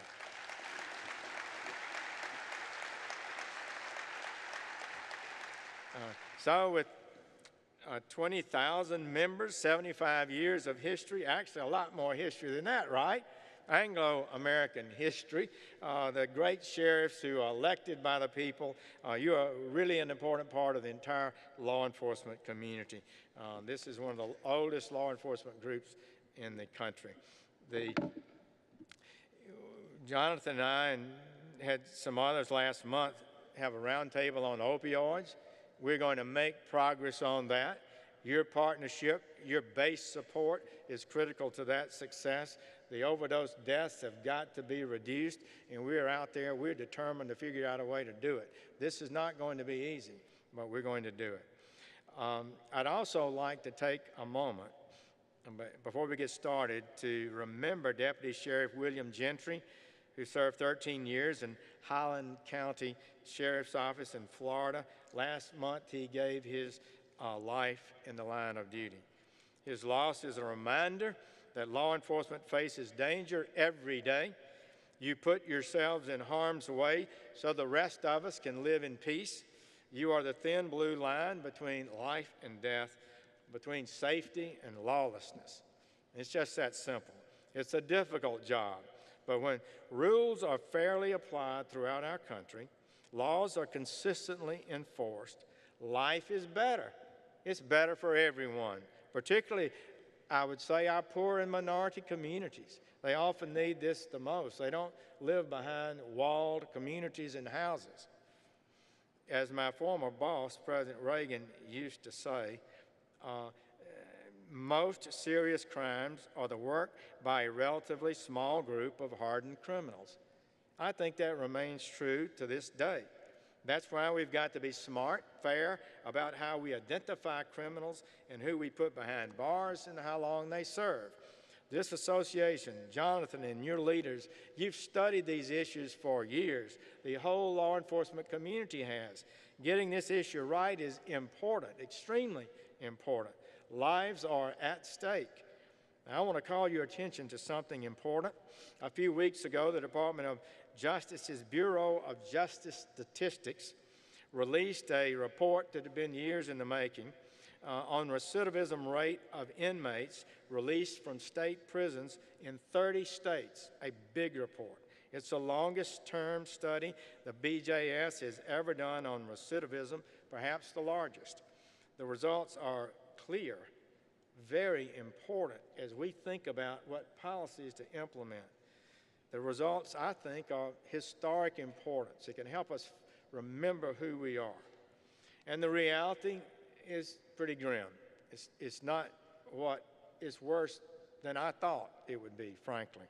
The study found that 83% of 60,000 state prisoners that were released in 2005 were arrested again in 9 years. 83%. That's 5 out of 6. The study shows that 2/3 of those, a full 68%, were arrested within the first 3 years. Almost half were arrested in 1 year of being released.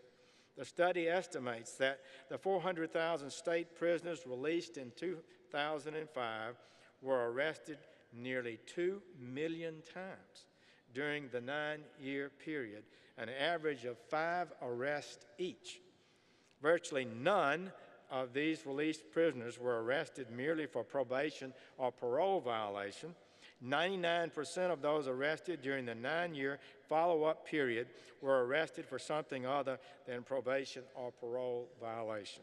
In many cases, former inmates were arrested for an offense at least as serious, if not more so, than the crime they committed. It will not surprise you that this is often true for drug offenders, but differently than I imagined.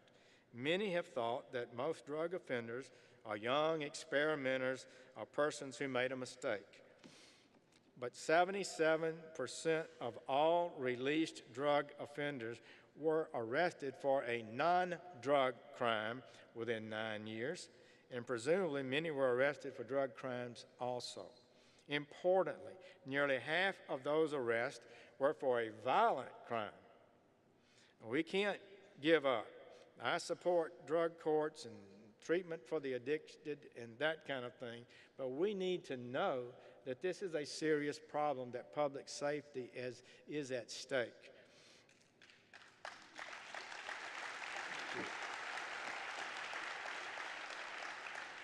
So the numbers are disappointing, grim indeed. Understanding of the reality of crime requires us to look at it with clear eyes. This study was a product of the previous administration's methodology. Indeed, the methods of information gathering and statistical analysis have been used for years. In fact, a comparable report was released by President Obama. So this tells us that recidivism is a no little matter. It is a fact of life and must be fully comprehended. But overall, the good news is that the professionals in law enforcement, you, know what works in crime. We've worked at this for 40 years. We've learned a lot in academic and in the real world on the streets. From 1964 to 1980, the overall violent crime rate in America tripled. Can you believe that? 16 years, tripled. And I can remember when people didn't lock their door. And I remember by the 1980, they were putting burglar bars on their houses. Properties were plummeting in value because crime was surging in their neighborhoods. Robbery tripled, rape tripled, aggravated assault tripled, murder doubled. Then, from 1991 to 2014, violent crime dropped by half, murder dropped by half. Half as many people in 1991 were being murdered as they were in 1980. So did aggravated assault. Rape decreased by more than a third. Robbery plummeted by nearly 2/3. So that wasn't a coincidence. Between that big rise in crime and that big decline in crime, President Reagan, our great Attorney General Ed Meese, and we remember, and so active still, went to work and began to lead the nation in a more clear-eyed policy. In the federal system, amazingly, there was the elimination of parole. You served the time you got. The Speedy Trial Act was implemented. The elimination of bail on appeal, on most appeals, increased bail for dangerous criminals before trial, the issuing of sentencing guidelines, and in certain cases, mandatory minimum sentences. Mandatory minimum sentences. I've defended those sentences. They say I want to give everybody the maximum crime. I want people that at least receive the minimum crime under the law as we have it today. So we increased funding for FBI, DEA, ATF, federal prosecutors, U.S. Marshals, and most states and cities followed Reagan's lead. It became a thing. It happened nationwide. Professionalism and training dramatically increased for our law enforcement community. These were the biggest changes in law enforcement since the founding of this country. I have no doubt about it. These laws were critical to reestablishing public safety, and it did so in many, many areas. When a criminal knows with certainty that he or she is facing hard time, he is a lot more willing to confess, and confession is good for the soul, right? Confess and cooperate with the prosecutors. What's wrong with that? It's essential, in fact. Confession is good for the law enforcement system, too, I got to tell you. On the other hand, when the sentence is uncertain and up to the whims of a judge, criminals are a lot more willing to take a chance. Swift, sure sentencing sends a message not just to that defendant, but to his buddies, his running buddies, his criminal associates. A lot of them began to think, this career isn't so good that I used to think. The guy I thought so much of, he was such a big dude, that guy is going to the slammer for a number of years. I think it does have a deterrent impact on crime. Many of our cases in federal court, as you know, involve quite significant criminal offenders that we have worked with our sheriffs to produce. The certainty of a significant and fixed sentence helps us get criminals to hand over their bosses, the kingpins, the cartel leaders, and helps remove entire gangs and criminals from our streets, left unaddressed, as you know, as a plain fact. These gangs, if not challenged and not prosecuted, only get richer, stronger, more arrogant, and more violent, leaving whole neighborhoods in fear. They seek to establish their sovereignty over these neighborhoods in effect. But nobody in this country should have sovereignty over the neighborhood, a single community, a single street corner that the American people haven't approved to be sovereign over them. I got to tell you, law enforcement officers understand that. Sheriff Evanson and this association have been critical allies in the fight to preserve mandatory minimums for a long time. And there's still a group out there that want to take those minimum penalties away from us. And I think that would be dangerous. We've got to be very careful about how we think about that. And I want to thank you all for your strong advocacy. It's made a difference. I think without you, we might have lost some of these key law enforcement advantages. So maybe this is obvious, but a recidivist can't hurt the community if he's in jail. A lot of people who would have committed crimes in the 90s and 2000s didn't do so because they were locked up. Murders were cut in half. How many people did not die or suffer serious injury because as a result of this historic decline in the crime rate? Your work is noble work. Your work is valuable work. You're saving lives, you're saving health, you're saving communities. Our goal is not to see how many people we can put in prison. Our goal is to reduce crime and to keep every American safe. We should not, as a policy, keep anybody in prison that doesn't deserve to be there, who's not justified in being there. But clear and certain punishment does, in fact, make America safer. It just does.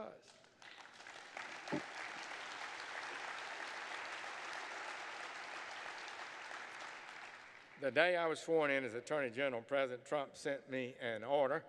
And let me tell you, Donald Trump knows how to give a clear order. Pretty simple, actually. He told me, reduce crime in America. And I think I told you the first time I appeared before you, we embraced that goal. You embraced that goal. We want crime going down. We don't want it going up. He told, we're going to keep working on that. We're taking action right now. I believe it's already bringing down crime. We think the violent crime rate will have fallen last year.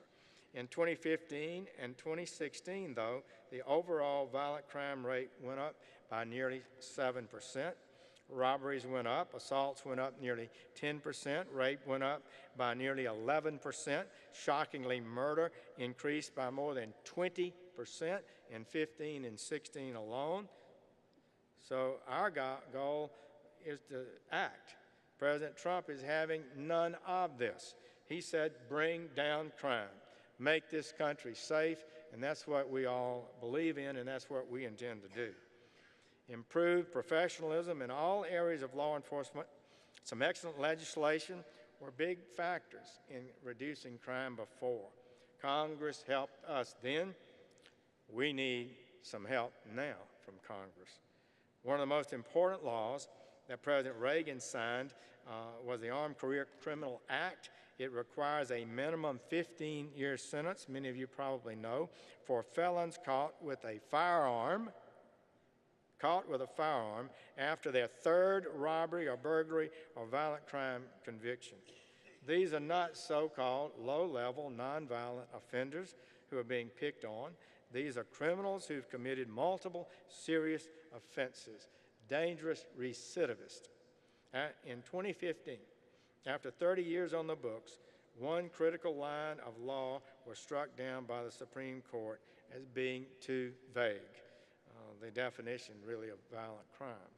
Because of this impactful ruling, every federal prosecutor lost one of the most valuable tools they have. Just one example. There's Jeffrey Giddings of Oregon. He had more than 20 convictions since 1991.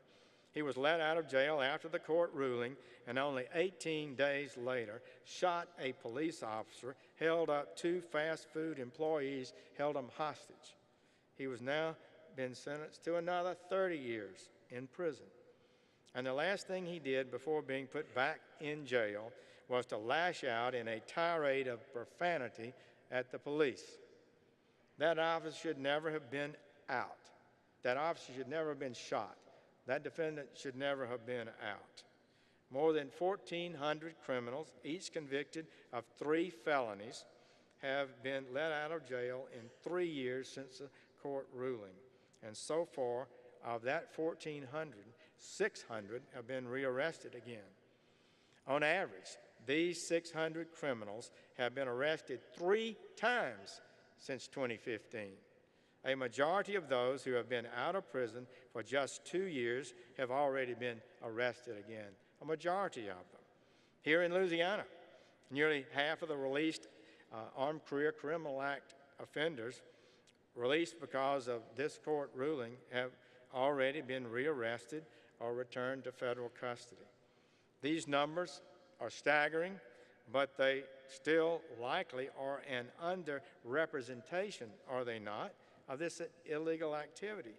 Every sheriff in this room knows that every criminal the criminals don't get caught for every crime they commit, certainly not even on their first offense. We can only imagine how many innocent people have been victimized. This is tough talk. This is reality that we're dealing with. Releasing hardened criminals into our community before they serve their minimum term is not fair to those who are victimized, and it's not fair to law enforcement. You and your deputies shouldn't have to go into danger time and again to arrest the same dangerous criminal. In this noble calling, all of us in this room are leaders. The NSA is fulfilling its responsibility. We must communicate sound principles to our policy leaders and to the American people when it comes to reducing crime. So I think this is the situation. A small number of people commit most of the crimes. Those who are jailed for crimes are very likely, when released, to commit more crimes, often escalating to violent crimes after their release. Congress and our legislators must consider legislation that protects the public by ensuring that we incapacitate those dangerous criminals and deter others from misconduct. And certainly those who drive networks, those who work hard to sell and push opioids and heroin to our communities and cause deaths in record numbers, they are criminals that deserve punishment too. They are violent criminals too. And so the point is this: we should always be looking for effective and proven ways to reduce recidivism. We're working on legislation today that hopefully will help us with some improvement in it, but most of us know that we've not been unwilling to try things in the past. In fact, we've been trying programs for 40 years to reduce recidivism and just haven't had much success because it's much harder than a lot of people think. This Department of Justice under President Trump is committed to working with you to deliver justice for crime victims and consequences to the criminals. We want to be a force multiplier for you. The President has ordered us to back the men and women in blue, as well as reduce crime in America. And that's the partnership we have to reduce crime. And that's what we intend to do. We embrace that mission, and we will enforce the law with you. So I'd like to discuss one last thing when it comes to enforcing laws before I leave you. There's an important conversation occurring in this country about whether we want to be a country of laws or whether we want to be a country without borders. It is one of the reasons the American people elected President Donald Trump, and that was to end the lawlessness at our southern border. It's within our grasp. We can do it. Importantly, some years ago, it was decided to arrest some people who have crossed the border illegally, but anyone that brought a child with them would be given effective immunity from prosecution and would not be prosecuted. Word got out about this loophole, and the results were predictable. The number of aliens illegally crossing with children went from 14,000 to 75,000 in just 4 years. a 5-fold increase. This cannot continue. These children are not entering at ports of entry, but in dangerous places, in deserts, and crossing our fences and attempting to escape law enforcement officers. We do not want to separate children from their parents. We do not want adults to bring children into this country unlawfully either, placing those children at risk.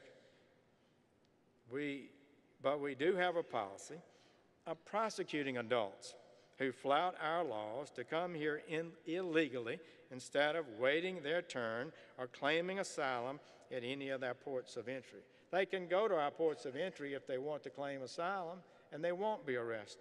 We cannot and will not encourage people to bring their children or other children to the country unlawfully by giving them immunity in the process. Why wouldn't you bring children with you if you know you would be released and not prosecuted?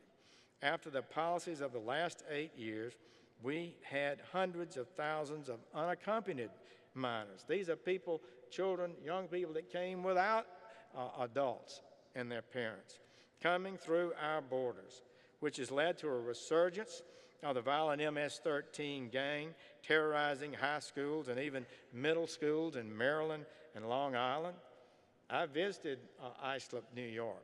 I met with the parents of the 2 16-year-old girls that were murdered with machetes and baseball bats by MS-13. They told us there was a wing of the school known as the MS-13 wing. They told us even the administrators and teachers were afraid of these people. Most of the children we are caring for today in our system came here as unaccompanied minors. It's a much smaller number that are coming as a result with families, and that's happened and surged recently. In total, now when a child is brought here in that fashion or parents are prosecuted, the children are turned over within hours to the Department of Health and Human Services. They're not put in jail, of course. They're taken care of. They remain in the country even though they don't have a lawful process to be here. That's an enormous cost that is being incurred by our government. Because we sent a message, a bad message, to those crossing illegally, if you bring children, you can avoid prosecution and deportation. This country is dedicated to caring for those children. You saw Kirsten just a few moments ago, and they are committed at Homeland Security, and within 72 hours, those children have to be at the Department of Health and Human Services. And the Secretary has made clear that they are working hard to always take care of them properly. So let's remember, we have a generous, lawful system that admits over 1 million people a year to permanent legal status in America. But when we ignore our laws at the border, we obviously encourage hundreds of thousands of people a year to likewise ignore our laws and illegally enter our country, creating an enormous burden on our law enforcement, on our schools, our hospitals, and our social programs. President Trump has said this lawlessness cannot continue. We do not want to separate parents from their children. You can be sure of that. If we build a wall, we pass some legislation, we close some loopholes, we won't face these terrible choices. The numbers will end. We will have a system where those who need to apply for asylum can do so, and those who want to come to this country will apply to enter lawfully. The American people are generous, who want our laws enforced. That is what we intend to do, and we ask Congress to be partners in this effort. It is critically important that they help us at this critical time. So thank you again for having me here today. Thank you from the bottom of my heart to all of you for this fabulous award. He looks like a pretty tough person, man, Jonathan. Good sheriff indeed. And that'll be something I will always cherish. My family will cherish, and I will never forget you for it. Our partnership is deep and strong. It's historic. We want it to get even better in the years to come. So it's always an honor for me to speak to you, those of you on the front lines of the nation's law enforcement, because you and I know what works. We've studied this. We've seen it in reality and in the academic world. We've reduced crime in America before. We intend to reduce it again. And in this joint effort, you can be sure about this. We have your back. You have our thanks. Thank you all, and God bless.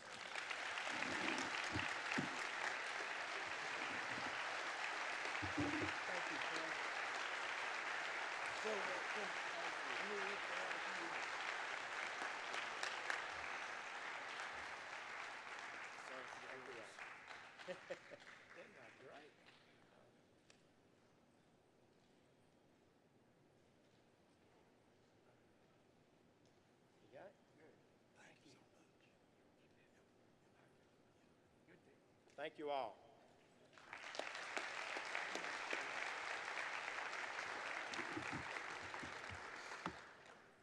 Thank you, Attorney General Sessions, very much. I want to thank everyone who's helped make our opening session ceremonies a success. Please join me this afternoon at 3:30 p.m. along with the NSA Executive Committee at the business session, which will be followed by a closed briefing for all sheriffs for state executive directors. I strongly encourage you to visit the exhibit hall. This is the place to go, the exhibit hall. Thank the exhibitors, encourage them, listen to them, work with them. It's important to note that this year is the first annual Past Presidents fundraising auction to sponsor sheriffs who might not otherwise be able to attend our exposition. Keep bidding, drive up those prices. Let's get some people out here. There will also be a live auction this evening at the Louisiana Night, which is sponsored by Ring at Champions Gate at the Mercedes-Benz Superdome. All of the items are on display near registration. We will reconvene this afternoon in this ballroom at 3:30 for our business session. Mr. President, I know your voice is hoarse. Is there something I can say on your behalf? Recess. Ladies and gentlemen, I've been asked to recess this morning's session. Thank you, God bless you, and have a great day.